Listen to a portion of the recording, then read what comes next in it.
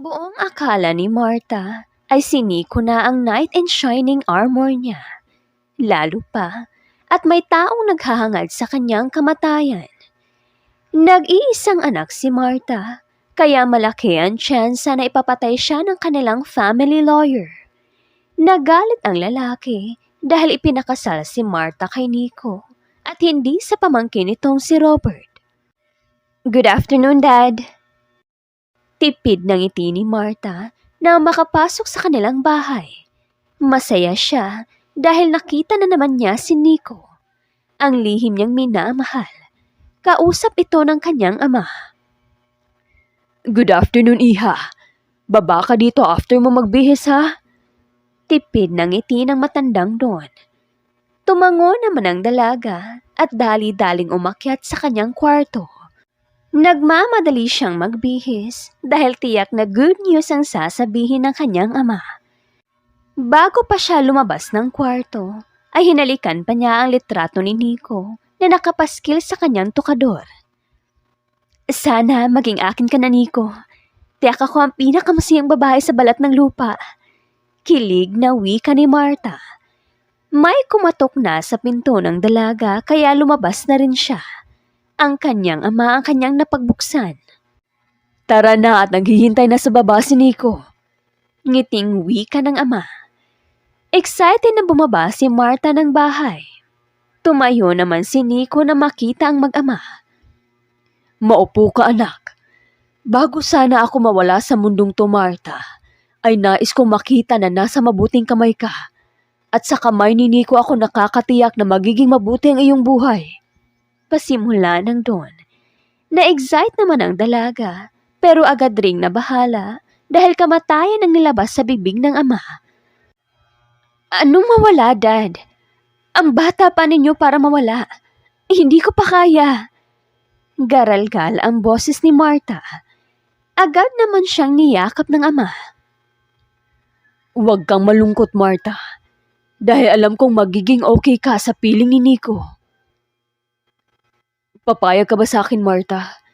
Sana ay pumayag ka. Mamahalin kita tulad ng pagmamahal ng daddy mo sa'yo. Wika ni Nico. Kahit nalulungkot ang dalaga, ay tumango pa rin siya. Mahal na mahal niya ang lalaki at hindi niya kayang ipagpaliban ang pagkakataon na iyon. Bigla namang umaliwalas ang mukha ng lalaki at para bang nabunutan ito ng tinik. Ipaghanda natin kaagad ang kasal ninyo, Nico. Dalhin mo dito ang mama mo mamaya at pag-uusapan natin ang kasal ninyo ng anak ko at para ma-transfer ko na sa iyo ang lahat ng ari-arian ko. Wika ng Don. Lihim naman na napangiti si Nico. Tila umayon sa kanya ang lahat ng kanyang plano. 2 araw na ang nakalipas at nasa food club ang magkaibigan ni si Martha at Venice kasama ang iba pa. Doon nasabi niya dito ang kasalang magaganap. What? Nahihibang na ba kayo ng papa mo, ha, Martha? Hindi makapaniwalang tanong ng kaibigan. Why? Anong rason para hindi mapakasal kay Nico? Hello? Hindi mo ba nakikita? He's so perfect to be your groom. Don't get me wrong, friend, ha? Pero hindi ang tulad mo ang tipo ni Nico. Unless, pera mo ang habol niya. He can't do that. May sarili silang pera at negosyo, Ven. Wika ni Martha. Duda ako sa babaerong yan, friend. Pero sige, ikaw bahala. Kitang-kita naman sa mata mo na mahal mo ang anak ng partner ninyo sa negosyo. Buntong hininga na lang ni Venice at nagpa siya nang umuwi. Samantalang sa bahay naman ni na Martha, doon nagbabangayan na ang Don at attorney nilang si Fred. Hindi ito sang-ayon sa planong pagpapakasal ni na Nico at Martha. Inilagay mo sa bingit ng kamatayan ng anak ninyo, Don. Hindi mo ba nakikita kung gaano ka... Hindi na natuloy ng attorney ang sasabihin dahil nagsalita na ang Don. Wala akong ibang mahanap na lalaki para sa anak ko, Fred. Alam kong galit ka dahil hindi ang pamangkin mo ang gusto ko. Hindi naman ako galit dahil dyan, Don. Ang inaalala ko lang ay ang anak ninyo. Ang pinapagawa ko ang atupagin mo. Huwag ang buhay ng anak ko. Pinal na wika ng Don at umalis na. Inis na inis si Marta na nagtatago sa likod ng pinto. Mabuti nga sa'yo. Kontrabida ka sa love life ko. Sa tsismis ng kasambahay, nalaman ni Marta ang totoo. Walang sakit ang ama, kaya matagal pa itong mamamatay. Pero maraming death threats ang natatanggap ng Don. Minsan ay pinadalhan pa ito ng bulaklak pampatay. Minsan rin ay patay na daga. Makalipas pa ang ilang araw, ay naganap na nga ang pag-iisang dibdib ni Nico at Marta. Simpleng wedding lang ang naganap. At walang kaibigan ni Marta ang dumalo dahil may mga lakad raw ang mga ito. Pero alam ni Marta na hindi masaya ang mga kaibigan niya sa desisyon niya. Kilala kasi ng mga ito ang pagkababaero ni Nico. Pero anong magagawa nila kung si Nico ang mahal ni Marta? Pagkatapos makasal ang dalawa, ay biglang umalingaw-ngaw ang tunog ng isang baril. Nabaril ang ama ni Marta at nakahandusay na ito sa sahig ng daluhan ng babae. Daddy, lumaban kayo. Huwag niyo akong iwan. Iyak ni Marta. Dahan na Marta, wala na ang daddy mo. Kalmang wika ni Nico. Hindi, mabubuhay pa ang daddy ko. May puso pa siya. Anyone, tumawag kayo ng ambulance. Iyak pa ni Marta. Ilang minuto lang ang lumipas ay dumating na ang ambulance. Lihim na nagpasalamat ang babae kung sino man ang tumawag ng tulong. Dahil nakita ni Marta na parang walang pakialam ang pamilya ni Nico sa nangyari. Pagdating sa ospital, ay nanlumo si Marta nang marinig ang sinabi ng doktor. He's in a coma, iha. 30% na lang ang pag-asa niyang mabuhay pa. Nadapisan ang utak niya ng bala, Marta. Malungkot na wika ng kanilang family doctor. Don't worry, hon. Hindi kita pababayaan pati na ang negosyo ninyo. Puno ng pakikiramay na wika ni Nico. Naiyak naman si Marta. Thank you, Nico. Huwag mo akong iiwan na. Hindi ko kaya. Hindi kita iiwan, Marta. Sagot pa ni Nico sa kaniyakap na mahigpit ang babae. Dito ka muna, Daddy. Babalikan kita. Wika ni Marta at iniwan pansamantala ang ama. Sa bahay ng asawa dumiretso ang babae. Kahit pagod si Marta sa kasal at ospital, ay hindi pa rin nawala ang kanyang excitement para sa asawang si Nico. Han, may problema sa planta ninyo. Kailangan nandun ako. Wika ni Nico sa asawa. Bakit? Ano nangyari? Buong pag-aalala naman ni Marta. Naisakupin ng mga tauhan ng papa mo ang lupa na sinasaka nila. Pati na rin ang tinatayuan ng planta. Ako na ang bahala. At ipapangako kong maaayos ko ito kaagad. Mag-ingat ka dito sa bahay. Wika ni Nico at dali-daling umalis ng bahay. Ay, unang gabi sana namin to pero parang mauudot ata dahil sa planta. Wala sa sariling wika ni Marta. Di bale, marami pa namang araw. Wika ulit ng babae at natulog na sa kama ng asawa. Masarap ang tulog ni Marta kaya maaga pa lang ay nagising na siya. Naligo muna siya bago bumaba ng kwarto. Hindi pa man siya nakatungtong sa sala ay narinig na ng babae ang tinig ng kanyang biyanan. Siguraduhin mo lang na hindi niya kayo mabibisto. Oo na, ako nang bahala. Kahit labag sa loob ko na pakisamahan ng babaeng yun. Parang galit na wika ng Donya. Sino yan, Mama? Natanong ni Marta. Tanong ni Marta. Curious siya sa pinagsasabi ng babae at sa kausap nito. Ay palaka, ikaw pala Marta. Kanina ka pa? Ngayon lang po. Sinong kausap ninyo? Sinong papakisamahan mo dito? Ay yung bagong katulong na pinasok ng kaibigan ko. Hindi ko pa kasi kilala kaya alam mo na. Pilit ng ngiti ng Donya. Nagkibit-balikat naman si Marta at dumiretso na sa kusina. May lakad ka ngayon, Marta? Tanong bigla ng Donya. Opo. Pupuntahan ko po ang daddy. Mga anong oras ho babalik si Nico? Ha? Ay nako. Matatagalan iyon doon sa planta ninyo. Huwag kang mag-alala. Para sa inyo naman ang ginagawa ng asawa mo. Matamis ng ngiti ng matanda. Nginitian naman ni Marta ang biyanan. Mag-iisang buwan na mula nang umalis si Nico sa tahanan at pumunta sa planta. Nag-aalala na si Marta at baka napano na ang asawa.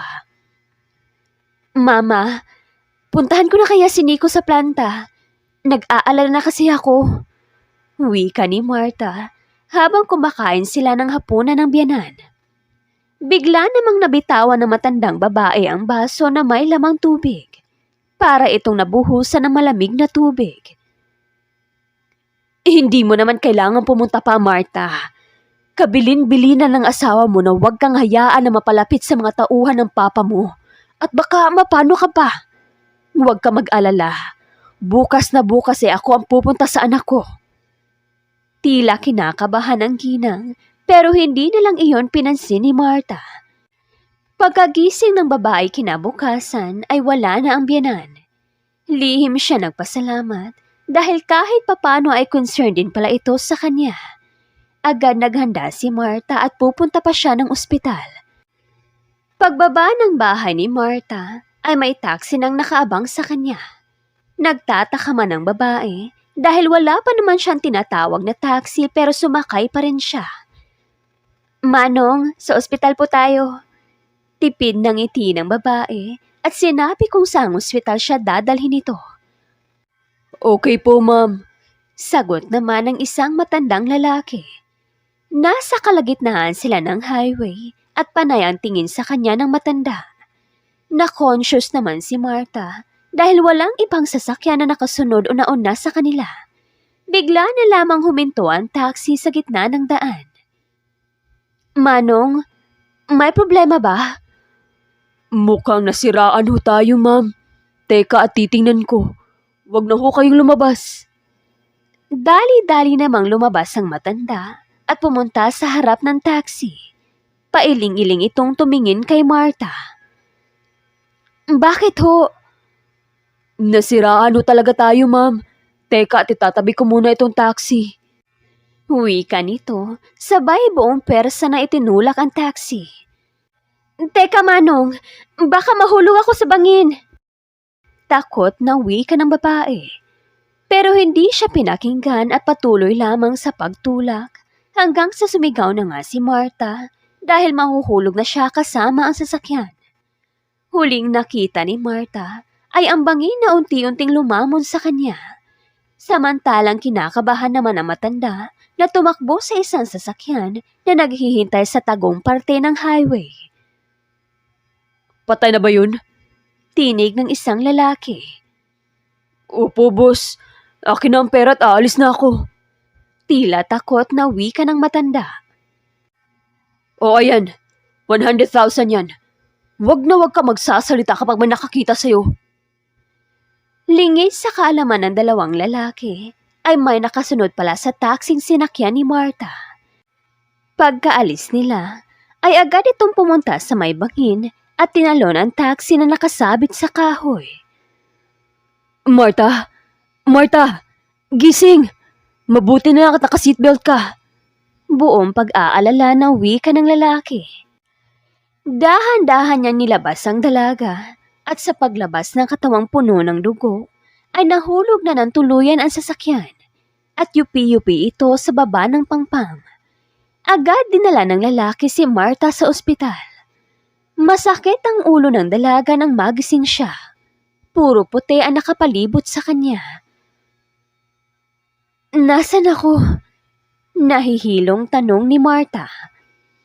Marta! Oh my God! You're awake! Nag-aalalang wika ni Nico at niyakap ng sobrang higpit ang asawa. Nico, hindi ako makahinga. Wika ni Marta. Saka naman siya binitiwan ni Nico. I'm so worried about what happened. Bakit ka nasa Pangpang? Tumawag sa akin ng personal doctor ninyo at sinabing nandito ka. Yung driver ng taxi, nandito ba siya? Wala kang kasama na makita kita sa Pangpang. Sabat ng isang lalaki. Sino ka? Bago ito sa paningin ng babae. Ako po si Robert, ang nagligtas sa'yo. Nakita ko may umuusok sa Pangpang kaya tiningnan ko. At nakita ko nga na nandun ka.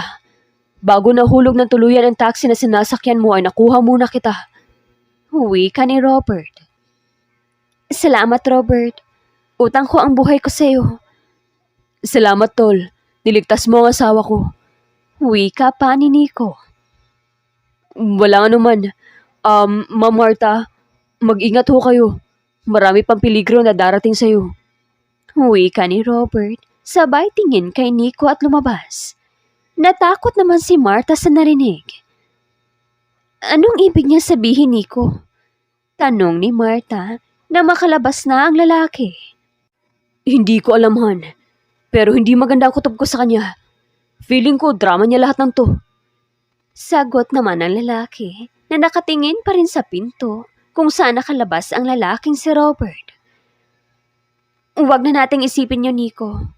Kumusta nga pala ang planta? Pag-iiba ni Marta. Okay na. Tinubuan ko na ang sweldo ng mga tauhan doon. At nangako na sila hindi na nila uulitin ang ginawa nila. Napabuntong hininga naman si Marta. Salamat naman kung ganun. Wala na tayong problema. Ngiti ni Marta. Bigla namang may tumawag sa lalaki at nagpaalam muna ito saglit. Pagbalik nito, ay malungkot itong tiningnan ng babae. May problema sa restaurants ng Papa Mohan. I need to be there. Iiwan mo ko dito? Hindi makapaniwalang tanong ni Marta. Kailangan. At babalik rin ako, okay? Uwi ka ng lalaki, sabay halik sa noo ni Marta. Pag-alis ni Nico, ay siya namang pagpasok ni Robert. Robert? Ako nga, Ma'am Marta. Binilin sa akin ng amo ko na bantayan kita. Uwi ka ng lalaki na matamang tiningnan ng babae. Bakit? Totoo ba yung sinabi mo kanina? Opo. At lahat gagawin ko upang hindi kayo mapahamak. Sa ngayon ay nag-iimbestiga pa kami ng uncle ko. Dahil tingin namin na walang balak ang asawa niyong panagutin na may gawa nito sa inyo. Malamig na wika ni Robert. Nalungkot naman si Marta. Tama ang lalaki. Mukhang importante pa dito ang negosyo nila ng kanyang ama. May lead na kami kung sino ang bumaril sa papa mo, Ma'am Marta. Pero wala pa kaming sapat na ebidensya. Hayaan ninyo. At lahat gagawin ng family lawyer ninyo mabigyan lang ng katarungan ng daddy mo. Ikaw ang pamangkin ng family lawyer namin? Tanong ni Marta. Opo. Kung iniisip ninyo ang tungkol sa nais ng uncle ko na sa akin ka magpakasal, ay wag na ninyong isipin yun. Dahil hindi naman namin ninyo sineryoso. Hayaan ninyong bantayan ko kayo sa taong nais kang mawala dito sa mundo. Nakadama ng pagkabalisa ang babae. Paano kung si Robert mismo ang may gusto na mawala siya sa mundo? Pero kinapa ni Marta ang kanyang puso. Wala siyang nadama na takot doon. Nakahinga naman ng maluwag si Marta. Salamat. Sa ngayon ay pwede mo akong bantayan. Pero kapag nasa gilid ko na ang aking asawa ay pwede ka nang umalis. Walang problema, Ma'am Marta. Mabilis ang recovery ni Marta at malapit na siyang makalabas ng ospital. Bumubuti na rin daw ang lagay ng kanyang ama, pero mas mainam daw kung walang bisita na papasok sa kwarto ng Don. Hindi nila kilala kung sino ang kaaway. Kaya tanging family doctor lamang nila ang pwedeng makapasok sa pribadong silid. Act fast, son! Hindi pwedeng magising ang lalaking yun. Nakita niya kung sino ang bumaril sa kanya. Galit na uwi ka ng babae. I can't do that. Lalo pa't bantay sarado ang kwarto ng Don. Nasa stage pa ako ng pagbabalik alindog ng negosyo natin. Kung tumulong ka lang sana, edi sana tapos na itong problema natin. Calm down, babe. Hindi yan nakakatulong. Lalo pa ngayon na malapit na makalabas ang manang na anak ng Don. Kailangan mawala na siya sa landas natin bago pa mabuhay muli ang Don. Lingid sa kaalaman ng tatlo ay may lalaking nakamasid sa kanila. Iiling-iling na lang ito na umalis. Tama nga kami. May araw din kayong tatlo. Wika ng lalaki saka umalis sa lugar. Kinabukasan ay naghanda na si Marta dahil lalabas na siya ng ospital. Ang kanyang binan ang kanyang kasama sa loob ng silid. Aalis muna ako saglit, Marta. Babalikan kita pagkatapos. Wika ng ginang at hindi na hinintay ang sasabihin ng babae. Minuto lamang ang nakalipas ay biglang may lumabas na isang lalaki sa CR ng kwarto. Nakamaskara ito at walang sabi-sabi ay pinaghahampas ang babae sa dalang bagay. Nagdurugo muli ang ulo ng babae. Nakabenda pa siya sa oras na iyon. Diyos ko, wag mo sana akong pabayaan. Mataimtim na panalangin ni Marta. Swerte naman si Marta dahil biglang pumasok sa loob ng kwarto ang lalaking si Robert. Agad namang nakatakbo ang lalaking nakamaskara. Robert, sinaktan niya ako. Iyak ni Marta. Tahan na, nandito na ako. Wika ni Robert sabay yakap sa babae. Nasa ganoon silang pwesto nang mapagbuksan sila ng ginang. Sino siya? Bakit kayo nagyayakapan? Galit na tanong nito. Mama, he saved me again. May nais pumatay sa akin. Mabuti na lang at pumasok muli si Robert. Iyak ni Marta. Huwag mo akong dramahan. Makakarating ito kay Nico. Nanlalalaki ka. Mama, hindi totoo yan. Agad tinawagan ng ginang ang anak. At ilang oras lang ay nasa ospital na muli ang asawang si Nico.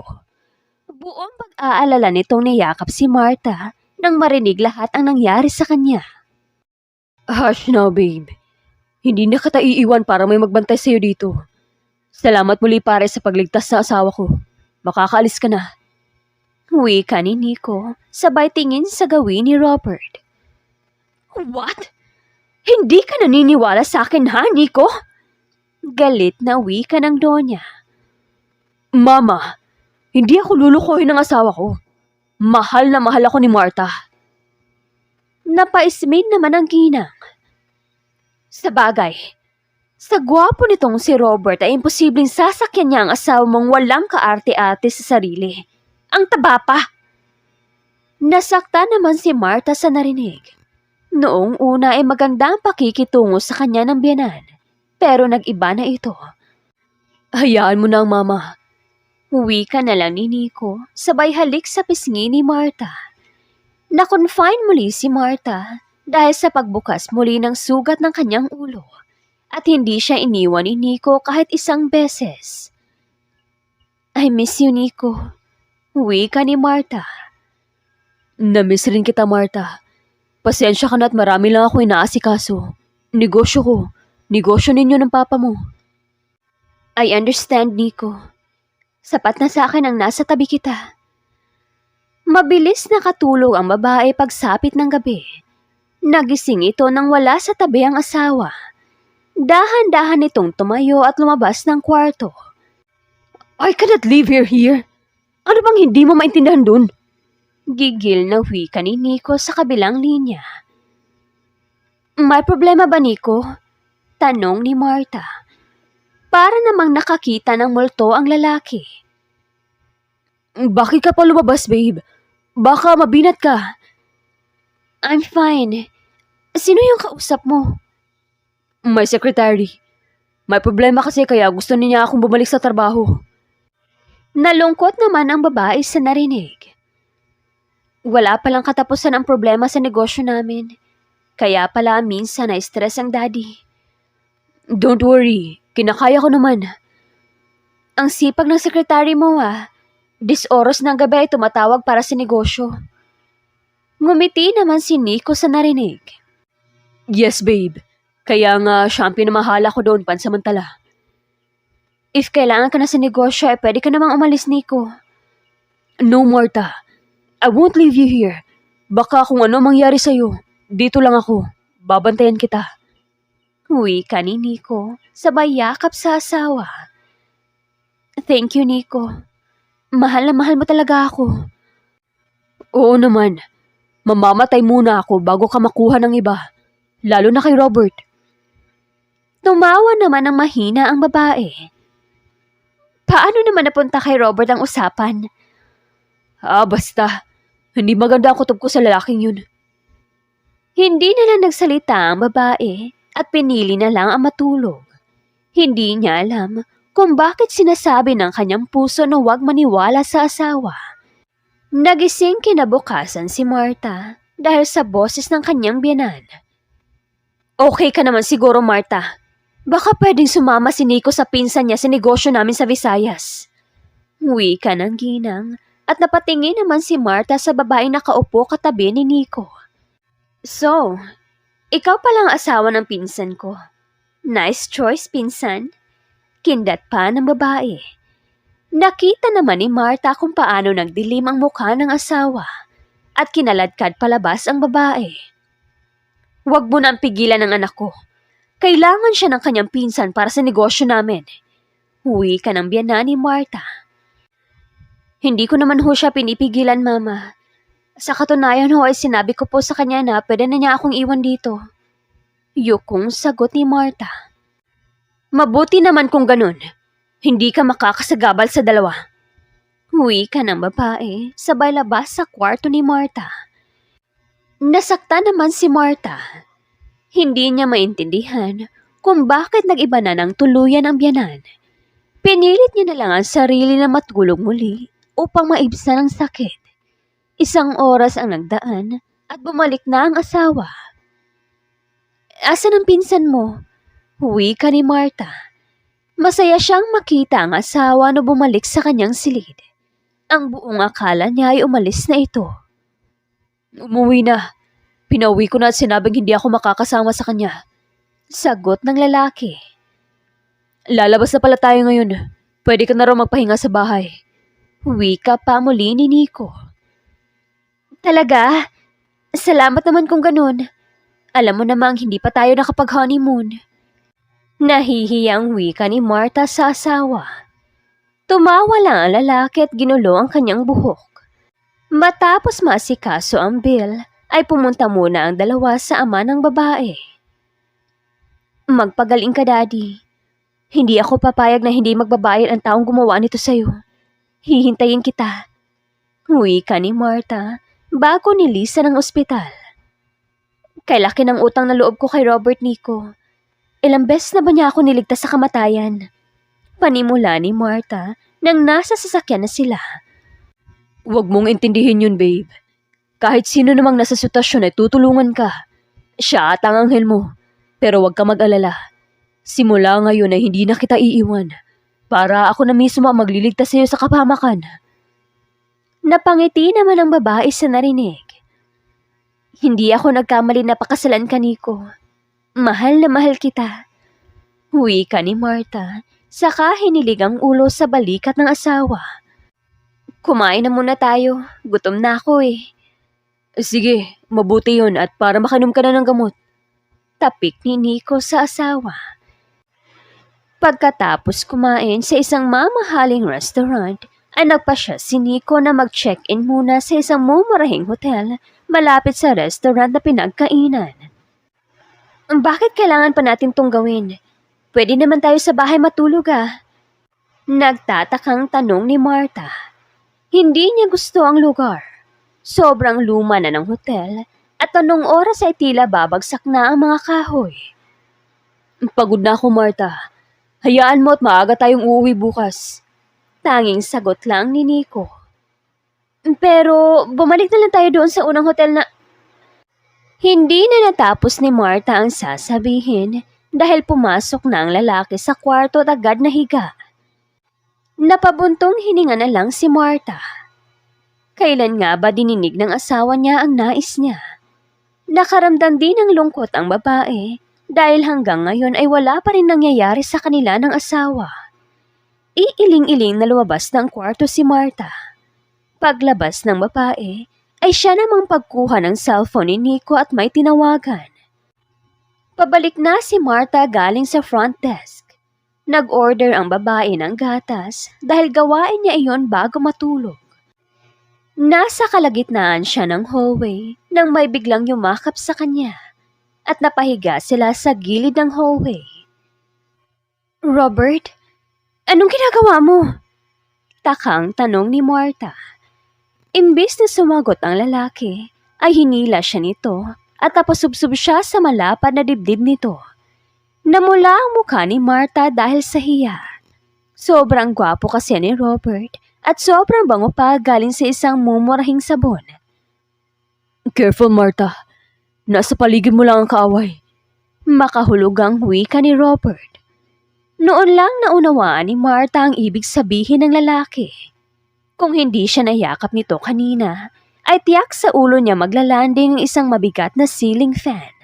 At kung hindi siya hinila ng lalaki, ay tiyak sa kanya babagsak iyon.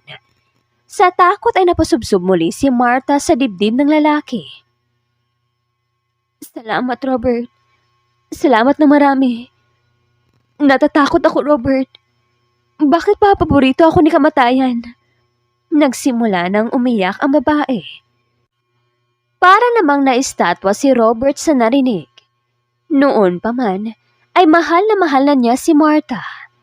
Kahit nasa malayo lamang siya, ay minahal niya ito. Sobrang simple ni Marta na kahit pulbo ay hindi naglalagay sa muka. Hindi rin ito sexy, kaya alam ni Robert kung ano ang nais ni Nico dito. Ang kanyang pera. Bakit ka nandito? Isang galit na boses ang nagpalingon sa dalawa.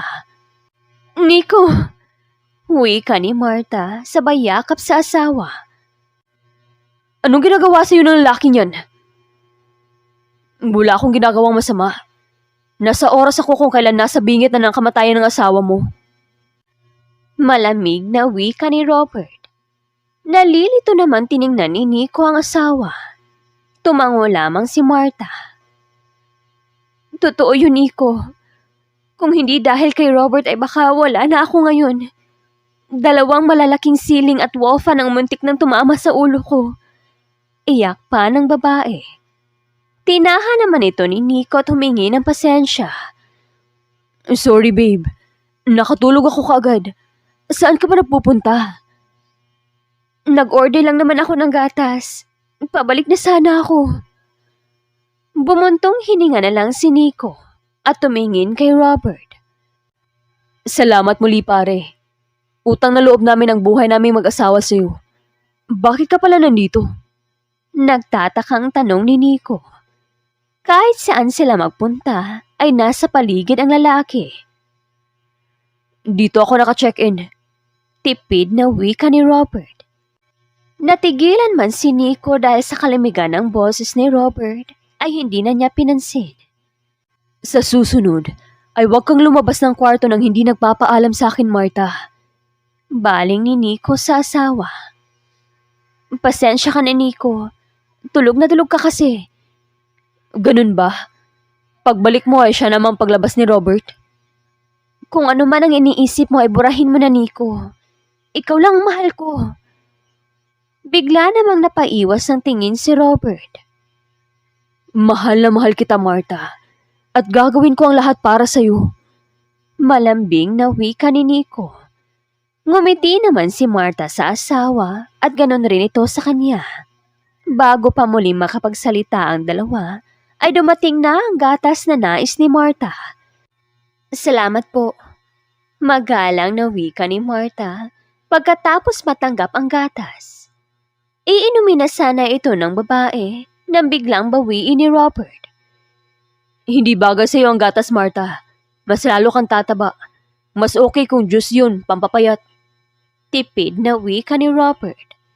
Nag-alboroto naman ang ilong ni Nico, pero hindi niya ito pinahalata. Ang tipo ni Marta ang nais ko, Robert. Kaya ipainom mo sa kanya ang gatas na yan. Ako ang asawa niya kaya hindi na siya kailangan magpapayat pa. Malamig na wika ni Nico at binawi ang baso na may laman pang gatas. I changed my mind, Nico. Tama si Robert. Dapat hindi na ako umiinom ng gatas. Ngiti ni Marta kay Robert.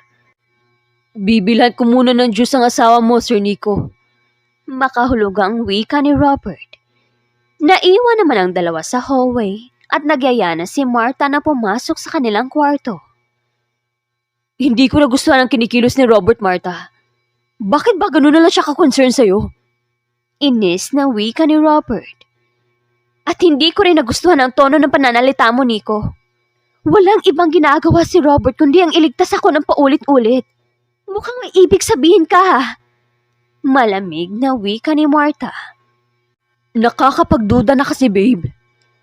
Malamlam ang boss ni Nico sa oras na iyon. Huwag kang mag-alala.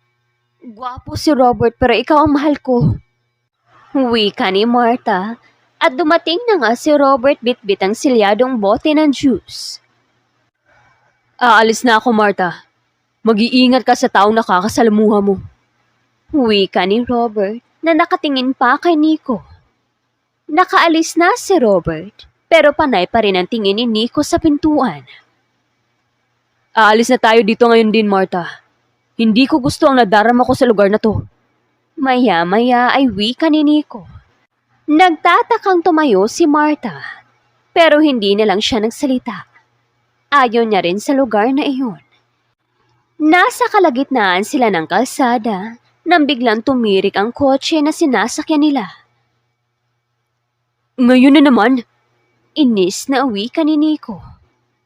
Bakit? Anong nangyari? Takot na wika ni Marta. Para bang bumalik lang ang nangyari sa kanya doon sa taxi driver. Palagi ako nasisiraan ng kotse, babe. Siguro ay dapat na akong bumili ng bago.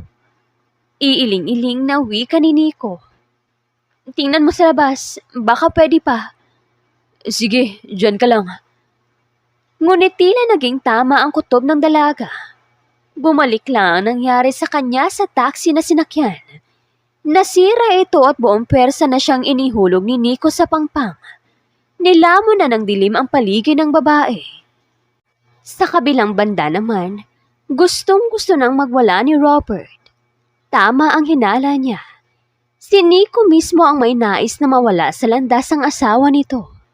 Hindi na siya magtataka dahil pera lamang ni Marta ang habol nito. Ngingiti-ngiti pa ang lalaki na nagsimulang lumakad papalayo sa sasakyang nahulog sa pangpang. Naaamoy na ni Robert ang gasolina, kaya dali-dali niyang tinakbo ang pangpang at tinalo ng sasakyan. Sa pangalawang pagkakataon, nailigtas niya muli ang babaeng lihim na iniibig. Anong plano mo, ha? Matagal lang nasa atin ang anak ng amo ko. Unti-unti nang bumubuti ang doon. Dapat ay sabihin na natin sa kanya ang totoo. Wika ng pamilyar na lalaki ang nagpagising kay Marta. Sobrang sakit ng katawan at ulo niya. Tubig. Mahinang wika ni Marta. Nalaki naman ang mata ng dalawang lalaki na nakatingin sa babae. Marta? Oh my God! Salamat nagising ka na. Buong pag-aalala na wika ni Robert. Pinainom muna ng lalaki ng tubig si Marta. Anong nangyari? Ang asawa ko. Naikuyom naman ni Robert ang kanyang kamao. Ang asawa mo? Ayun, nagpapakasaya sa yaman mo. I want you to rest pero mahaba na ang pahinga mo. Look at this. Yan lahat ang nalikom namin ng uncle ko sa pag-iimbestiga namin sa asawa mo. Tingnan mo lahat. Utos ni Robert. Nanginginig man, ay binuksan pa rin ng babae ang envelope. At doon tumambad sa kanya ang iba't ibang larawan. May larawan ng taxi driver na unang nakasama ni Marta. Sa larawan ay may pera itong ibinigay sa matanda. Pangalawa ay si Nico at ang babaeng akala niya ay pinsan nito. Sweet na naghahalikan sa harap ng planta at marami pang iba. Paano niya nagawa sa akin to? Nanginginig na wika ni Marta. Simple lang, Marta. Ang pera mo ang habol niya sa'yo. Lubog na sila sa utang kaya lahat gagawin nila mawala lang kayo ng papa mo. All this time ay tama ang uncle mo. Magbabayad sila.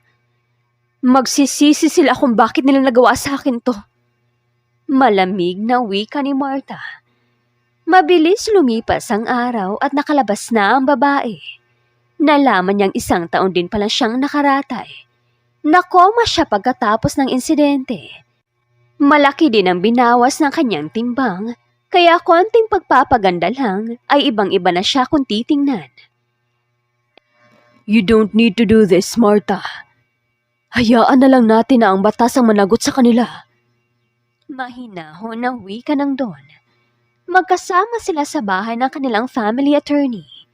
Kasama rin nila si Robert kung saan nakasunod palagi sa babae. No pa. Prison is not enough para sa kanilang tatlo. Ang mama ni Nico at ang babae niya.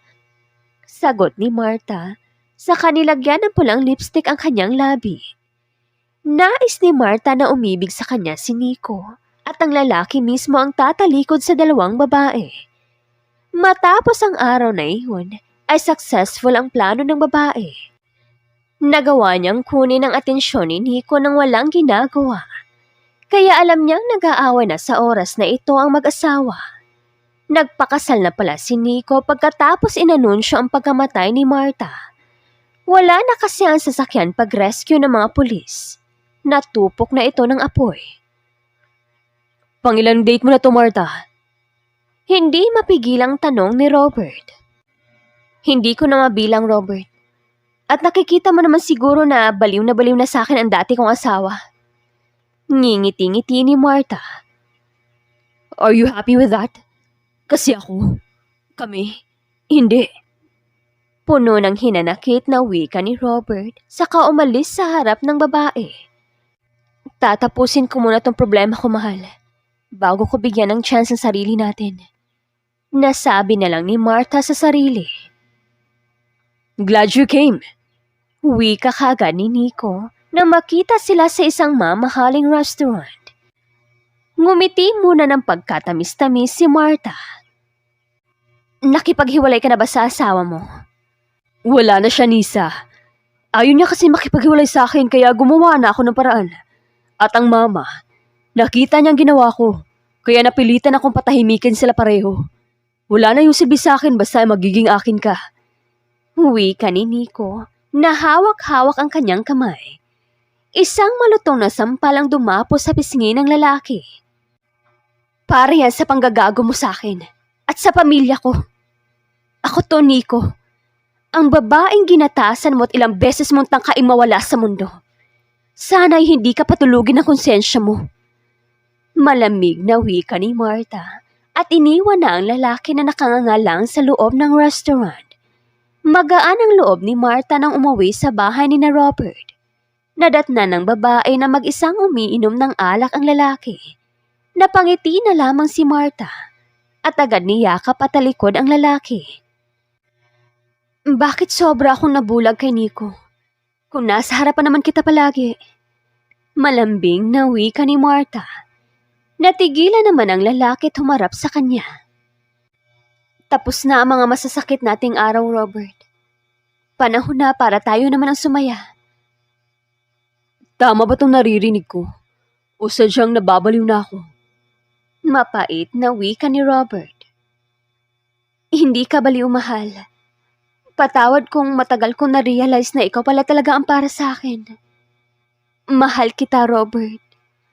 Wika ni Marta at hinalikan sa labi ang lalaki. Oh, Marta. Tanging nasabi ni Robert at pinangkuna ang babae papanhik sa kanyang kwarto. At sa gabing iyon ay saksi ang mga bituin at buwan sa pagmamahalang pinagsaluhan ni na Robert at Marta. Masayang-masayang doon nang sa wakas ay naging normal na ang kanilang buhay. Nabalitaan kasi ng mag-ama na napatiwakal si Nico pagkatapos ng gabing nalaman niya ang totoo. Kinain na ito ng konsensya dahil sa dami na nagawang kasalanan. May sulat din itong iniwan at naghihingi ng tawad sa lahat ng nagawa. Walang mangyayari sa atin kung patuloy tayong magagalit, mahal. Wika ni Robert sa nobya. Tama ka, mahal.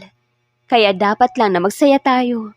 Sa dami ba namang heartaches na natamo natin last year? We deserve to be happy. Malambing na wika ni Martha.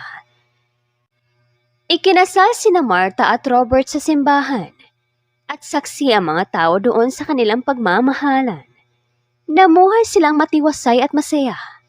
Kapwa matanda na ang Don at Uncle ni Robert, kaya pinagpahinga na nila ito. Si Martha at Robert na ang nagpapatakbo sa kumpanya, negosyo at planta. Masayang tinanaw ng dalawa ang papalubog na araw. At patuloy silang sasaya sa pagbati ng bukang liwayway. The End. Dito na po nagtatapos sa magandang story na ito. Please don't forget to like, comment, and share. Daghan kayong salamat sa inyong pagpaminaw. Sa susunod na story ulit. Take care everyone. Hanggang sa susunod na story. Bye-bye!